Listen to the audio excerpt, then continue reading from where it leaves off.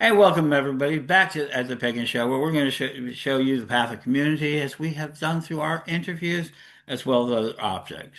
You saw we saw at Which College last night, but today I'm talking to one of my very dearest and longest friends that I've known, and that is Mark Brown, known for the Garlic Guy, but he is known for so many other things. The big thing about Mark is that he started out here in Chicago and is now out in the countryside living the dream of being a beyond organic farmer. It's a very important statement that he taught me a while ago. Moving beyond organic, and he's helped me when I was an urban worm farmer and so many things. But we haven't talked to him in a while, so here we are back, Mark. How you Hello? doing? Yo, yes, sir. How's everyone doing? I I'm doing well. We know that we're off to my 365 years of interviews and programs.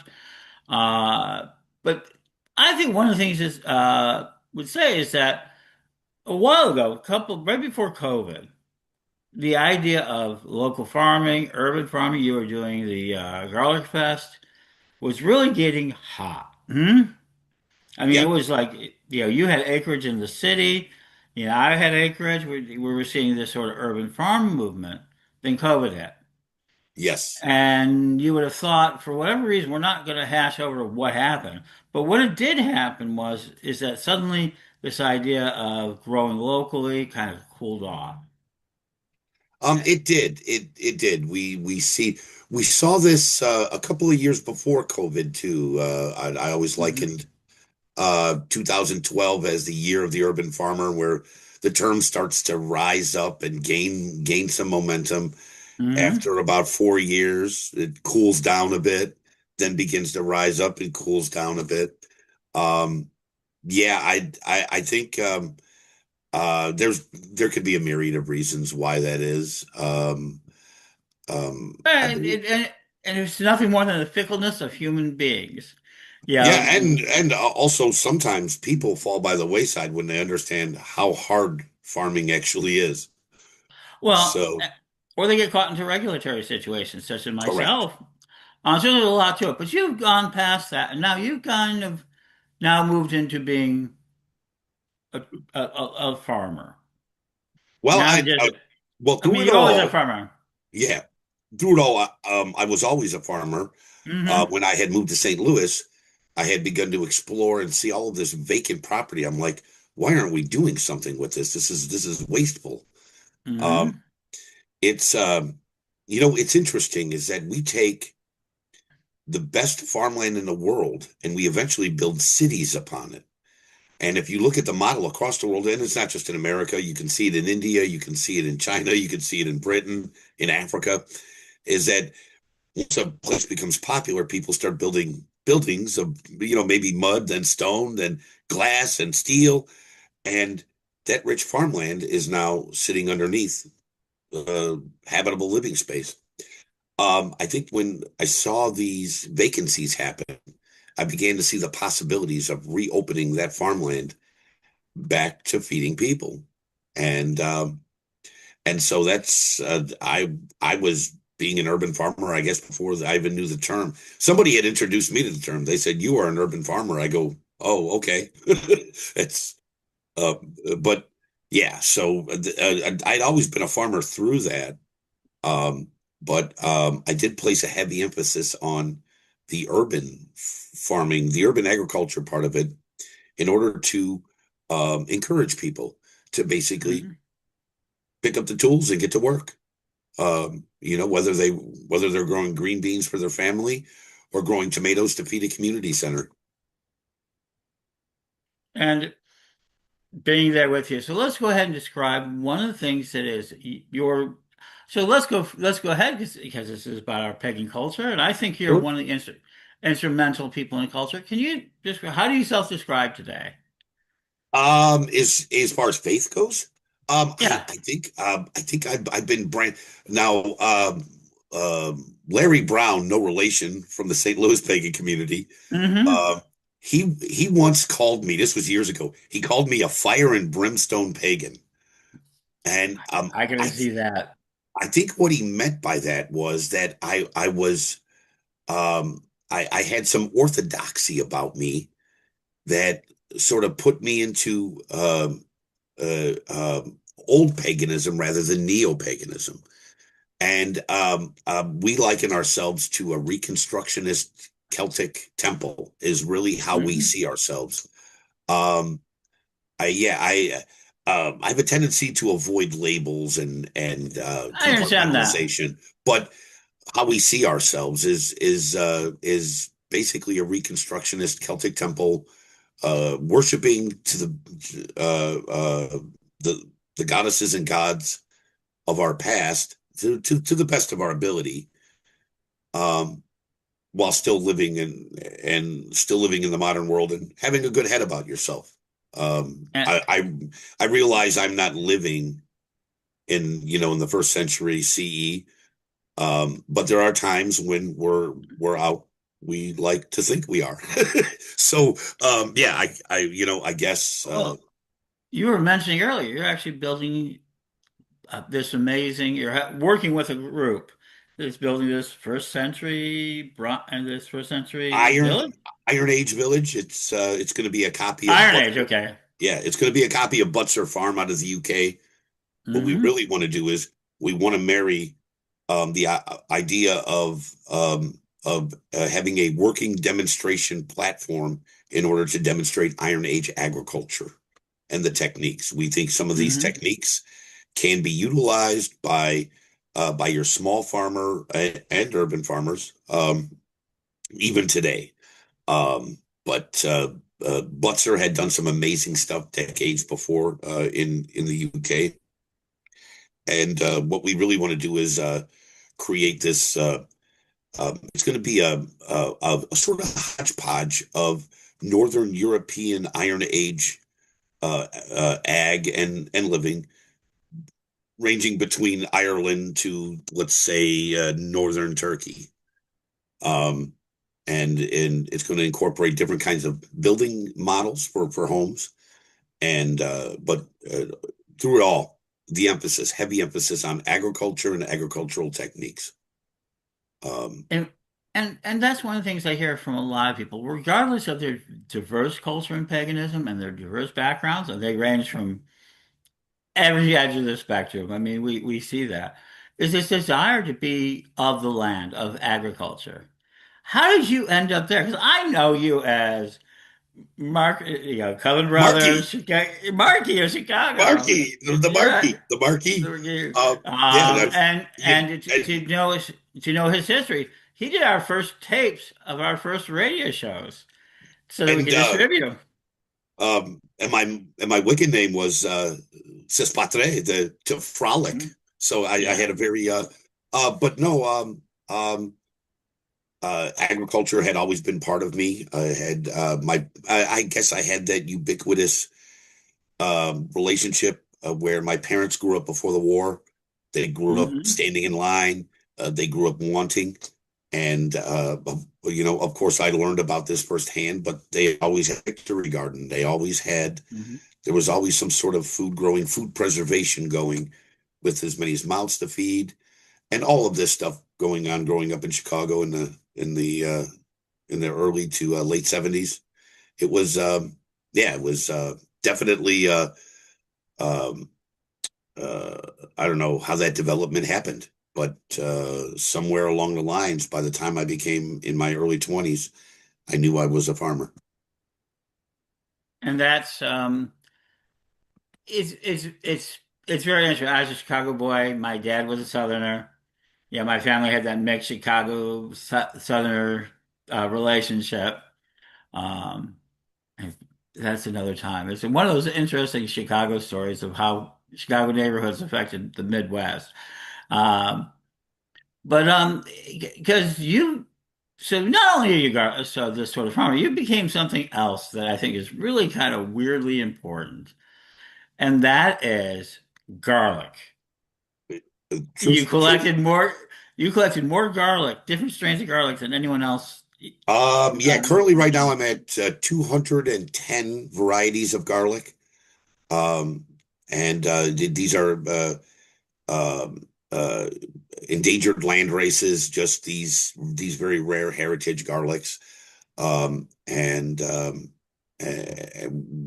what made it possible was the fact that since garlic doesn't normally breed sexually, you don't have a problem with cross pollination. So you're able to grow as many varieties as possible close up together one another, Hmm. and not lose um, not basically lose the old strains themselves. So So this that is like a that enabled me to do that. So so that's uh, compared like to tomato. If you grow one tomato row and then it's a different tomato row and then a different tomato row, somewhere along the wire you're going to have this sort of hybrid hodgepodge, right? through open pollination, correct? Yes, Right. sir. Yes, sir. And so when you're talking about heirloom seeds and other things, it's things that are in controlled environments into the sense of pollination and things like that. Yeah, Hmm. garlic stopped actually reproducing about 2,000 years ago. So uh, uh, we can actually make true seed from it today. It's very difficult. It's very hard. I'm one of the few people on the planet doing it. I Hmm. don't know. I think there's probably a few dozen of us actually, but um, it's for the most part, garlic is when you plant garlic, you're cloning. You're planting the clove, and it's a clone of the mother plant with some minor genetic drift that happens along the way. There's always genetic drift across all living species on this planet, and over the tens to hundreds of thousands of years, garlic is no exception to that. It will eventually slightly change to be different than that mother plant, but for all intents and purposes, it is a clone. There And you so, go. yeah, I just got started in that, and then recently, I have to inform you, Ed, that Mark Garlic has been superseded by some of the local people. Have been calling me Marky Mistletoe Okay. because I've been growing mistletoe here. Hmm. And so, yeah, it's and it first started when I first moved to Bourbon. Um, Hmm. I would bring mistletoe to the local businesses, and basically, I remembered mistletoe growing up. It was hanging in our houses for the holidays, the Hmm. kissy kissy underneath it. Everybody had it. You could see it in Venture and in Turnstile and all these stores uh, Hmm. long ago. And I'm dating myself, of course. I was mentioning Venture in Chicago, but you'd see the boxes of mistletoe. Ben Franklin, that store, if anyone remembers that, you'd see the mistletoe boxes on the shelves, and uh, we don't see that anymore. So, but anyway, I actually started growing it. This is part of the another step of the Iron Age village. I actually Hmm. started it a few years ago, and I began growing it here as soon as I moved here. Um, so yeah, that's been And a new uh, development with my nickname. So I figured I'd put that in there. oh, absolutely. And it shows you that you can make a living, a good living. Maybe not an easy one, but a good living by being a conscious, organic, beyond organic. I want you to explain what that means. Farmer that really Well, was does it help it. beyond organic is a term that was coined by Joel Salatin. I believe it was coined by him. If not, it was mostly used by him, and that's where I basically stole the term from. Um, it tried to get away from those people who grew naturally but didn't want to become certified organic and get in bed with the government. Um, they were being persecuted at times for using the word or term organic. And basically, some people were saying, well, that's a government term. You have to be certified organic to use organic, which actually isn't true. The government owns the term certified organic. That's theirs. So, anyway, to get around this, Joel Salatin started promoting Beyond Organic. And it goes back to um, some practices of some organic growers that do not want to become Mhm. certified are actually more cleaner, um, uh, uh, more environmentally protective than some of the practices from people who are certified organic. Now, having said that, I have friends who are certified organic. I support them. I support them in their system. But I've chosen not to become certified. Mhm. Uh, and it's my choice. It's it is what it is. But I've been known to buy certified organic food. Actually, my son is a fan of these lollipops that are absolutely awesome. I eat a lot of them myself too. And they're certified organic. I have nothing against certified organic, but it's a choice matter. So people should be allowed to have the choice of that. But anyway, Beyond Organic was just a platform of promoting your food locally. Um, Hmm. that just meant that you had you were you were conscientious of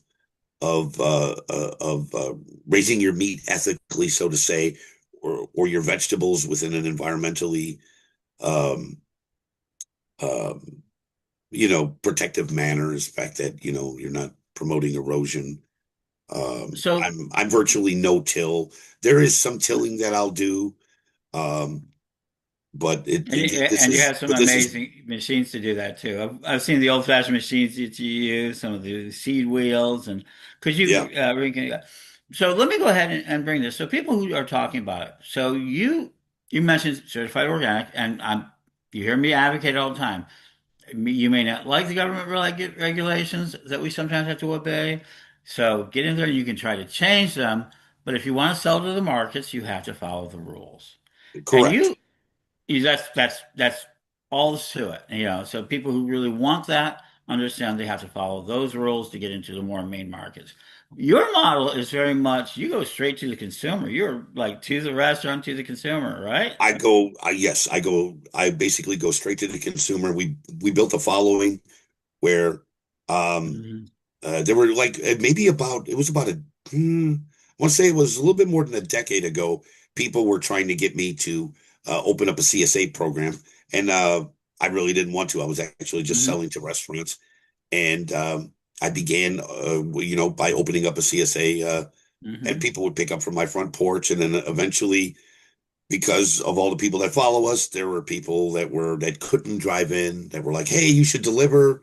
Eventually, I moved into a delivery platform where and this was all out of the Facebook groups. I used Facebook groups to Hmm. organize my customers, and I would put up an order. They got their choices. They got to choose what they wanted out of a list that I provided them, and then this was their weekly order. This was their weekly delivery, and I had multiple groups. Every group was a different area for a different day. So if it was Tuesday, I knew which group I was going to. I knew how it was compiled. I knew my addresses. They were all programmed into my phone. Boom, I could go. The truck is loaded. I'm instantly in front of their house. They're getting their order custom packed right there in front of their house. It was awesome. You'd see all the little kids gather around the window because the strawberry Oh man's yeah. coming. The strawberry man's coming. And And that yeah, it was awesome. And then COVID hit. I just want to throw this in. And then yeah. COVID hit, and I became the most wanted business on Facebook. I had like 175 people standing in line that I couldn't accept, not because they weren't good enough for me, but because I couldn't fit them in. I didn't have enough space and I didn't have enough produce to basically, provide them. And my customers who had signed up and who had joined in before COVID hit were in a sweet spot because when the world shut down and uh, all these all these restrictions were in place, their produce man, who considered himself an essential worker, was still delivering from house to house Mhm. like Santa Claus. It's very interesting because you went from being an artisanal, more or less people. I remember your CSA, Yeah, and yeah, yeah. your first buyers were people who were not only some of the better restaurants who wanted some of the best ingredients because you Yes, correct. grew the restaurants. It was one of your early successes you had was selling Yes, directly to them and for them. And then also, a lot of people who were first doing it were like, well, we want to be greener, we want to be like that. So it's kind of artisanal. And that suddenly, when the world changed, you went from, as you said, you went to essential. Those people who had invested in you because of various reasons. Number one is you produce high quality, tasty food. But also, customer service and the idea of these other ideas that are behind it. Yes. And then COVID hit, and all of a sudden you were a lifeline that people didn't know they needed. And Hmm? plus they were also getting awesome things like ground cherries from us they couldn't get anywhere else. Mm, love them. Some of these artisan type foods we started growing out of novelty or just to bring back. Hmm. They couldn't get anywhere else. We started tapping walnut trees, making walnut tree syrup, which actually we're going to begin tapping trees here in about 5 days. I'm kind of chomping at the bit here, but um, when we opened up Really? and Yeah. started bringing in our tree syrups, man, they just flew off the shelves. People had been following me on the Facebook page, watching me do especially my barrel fermentations of various Hmm. foods, a whole head Oh, yeah. garlic, sauerkrauts, pickles. And so when it came time for the CSA, they wanted these items in there. They'd seen me slice bacon. They wanted my bacon. They wanted, all of these things. So um, this is some of the things we provided. Um, Hmm. yeah, and then So, it was just, but yeah, during COVID, man, people were complaining for myriad reasons. Some people had mhm. serious loss. Some people had the loss of the pub. Oh, Some yeah. people people had loss on all different levels, and I had a loss of time because, man, I was working 16, 17 hours a day trying to fit in as much people as possible. Now, mind you, the money was good. I'm not gonna, knock it, but the prices that I was charging, people told me that I was crazy because I was not charging enough. I was not Hmm. at, like, dare I say, whole food prices, or what some of my friends jokingly say, whole paycheck. Oh, Um, yeah. And and that's because we wanted to make it affordable for people rather than just to get ourselves rich, if that right. makes any sense. Absolutely. And that's one of the things about your faith, your practices of being of the earth and being of abundance and being of good service to people. So this year, people are so worried about food prices. They're about to go up, and groceries and fresh produce, and it's just crazy. We're not going to get into why, because a that's A beyond myriad of my pay reasons, grade. yeah. But we do feel the pressure, and it's going to happen. It doesn't matter why, as us as the final end consumers. And I hear people saying, "Well, why can't we just grow our own food?" And I tell them, "You can." And you've been helping people do that. Um, Now I know you're no longer involved, but St. Louis Seed Frenzy was one Well, of the it's places. I still am in a sense that it's no longer my group. I passed it off Mhm. to people. Right. Yeah, and I was taught something that I thought was ludicrous when it was taught to me, and I think it's the most wisest thing. It's create something to near completion and give it to other people to take full credit for it. And back in the day, I was like, well, that's ludicrous. That's insane. And now I'm thinking, it's it's it's Hmm. awesome. It's their group. They've taken it farther than I could have ever have taken it, just due to time. I never wanted Hmm. to be the grand poobah of everything. I just wanted to go to a seed swap. That was it. That's how Garlic Fest was created. I just wanted to go to a Hmm. Garlic Fest. You know, there was no grand scheme about it. It didn't become successful because I plotted its course. I just wanted to go to a Garlic Fest. That's all. And And they're it was, delicious. Garlic ice cream is the cat's meow. Uh, it is yeah, oh, for yeah. me. I go to it.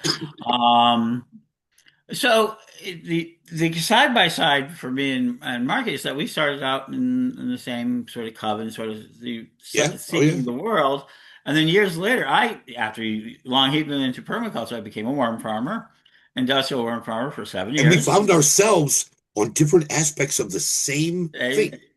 Yeah. And, it was like we were destined to walk these paths alone, separate, and joined later on in the future somewhere.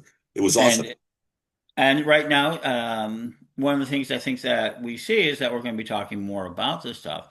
Is that how do you recommend people just growing things this year, just to get them started, just to break the ice? just to Um, start? be Hmm. begin with things you like. Begin with Hmm. food you like. Try not to um, try not to bury yourselves in too much work. For the novice beginning farmer, there are people who want to go head over heels over things, and that's great. I do it. My farm should be called Head Over Heels Farm.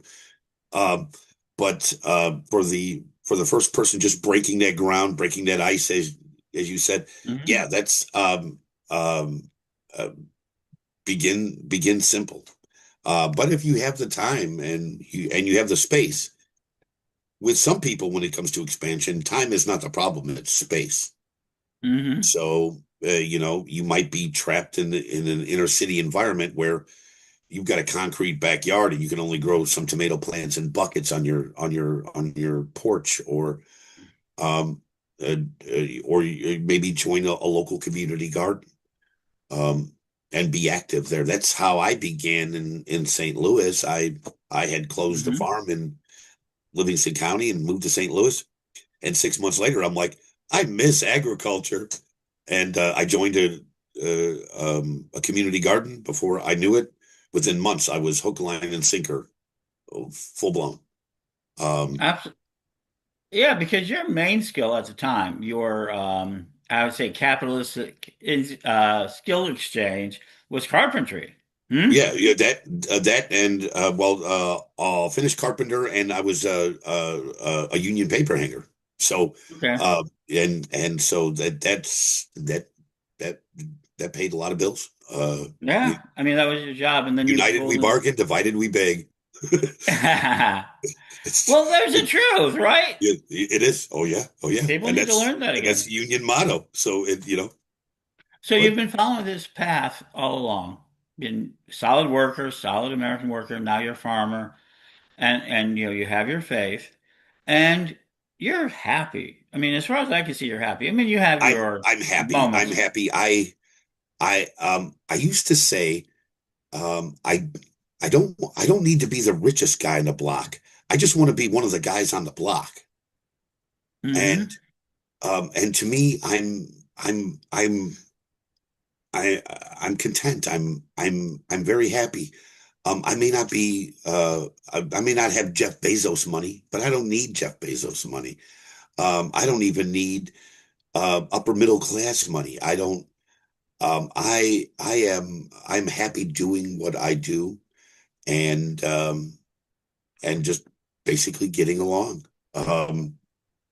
Hmm. It's and in light of the fire that we had last year, that was a financial hit that hit us hard. We lost a lot of business because of the fire. We had to put everything on hold. Um, Hmm. and then take, like a good squirrel, I bury nuts for the winter, and Hmm. I had to dig all those nuts up and basically put them in back into the house. And um, so yeah, it's I'm far from rich, but I am wealthy in happiness. And you eat so well. You know what? I do. But there are times like I don't have cows. There are times I'm like, you know what? Daddy needs a steak. Hmm. Because I've had my duck, my turkey, my chicken, my pork, but I'm like, Daddy needs a steak.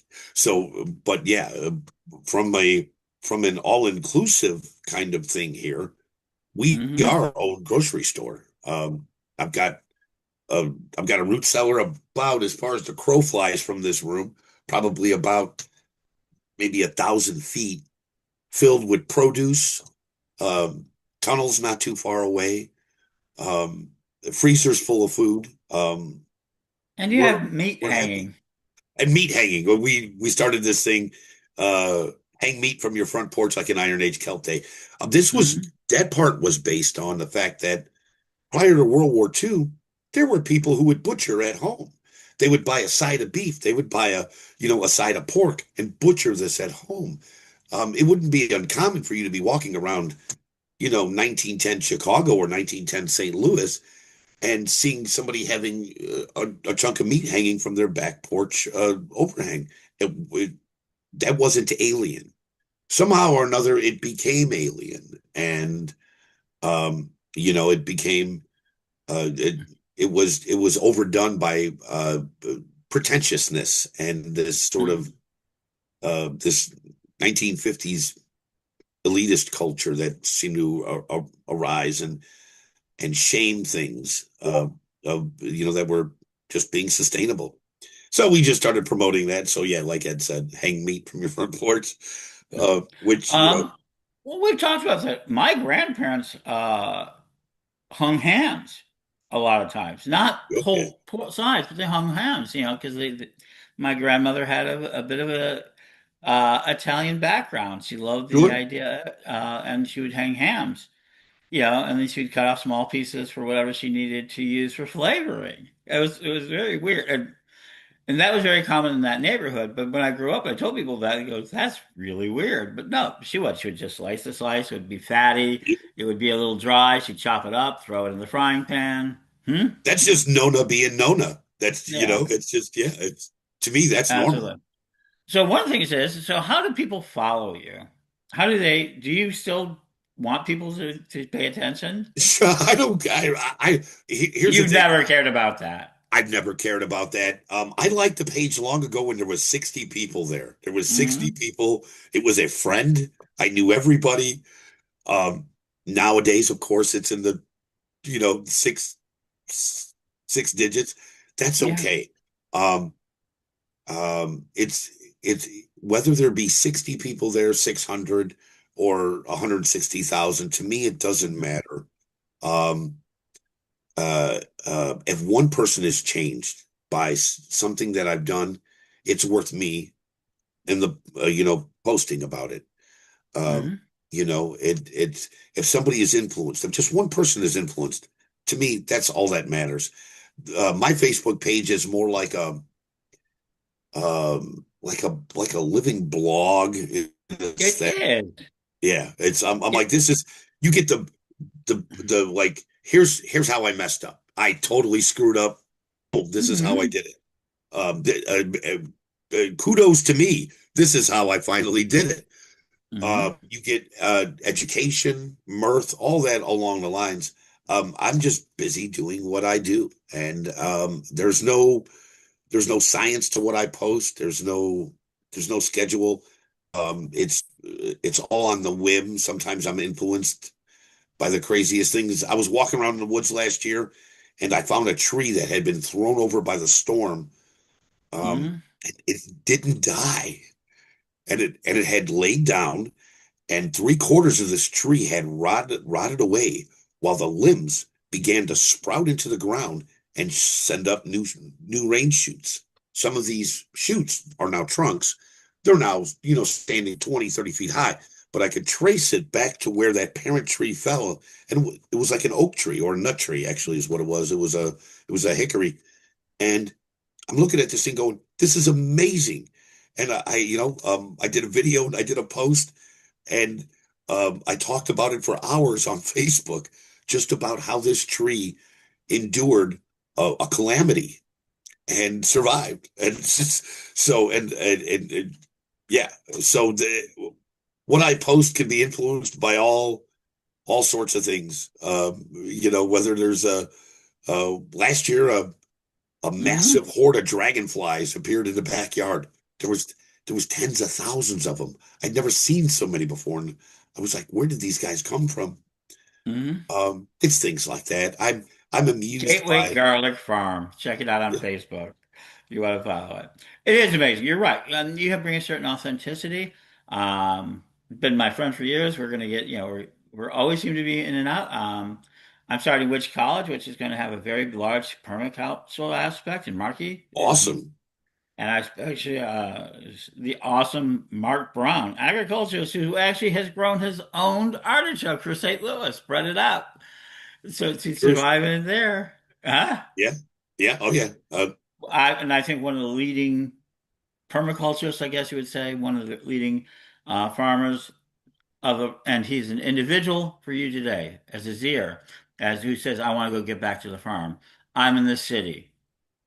Mark has shown us a way to do that. He's happy to share that, but it is possible to be a farmer in the city and it is possible to become a farmer that is successful in a city and then Truth. become successful out in the countryside. The biggest thing that I've learned from Mark is that, and I'm going to give him the last word here, but the biggest thing I learned from Mark is that you're not growing just for yourself. You're growing for the community around you. And if you're trying to make it into big money, there's a lot of ways to do it. We're not going to talk about that.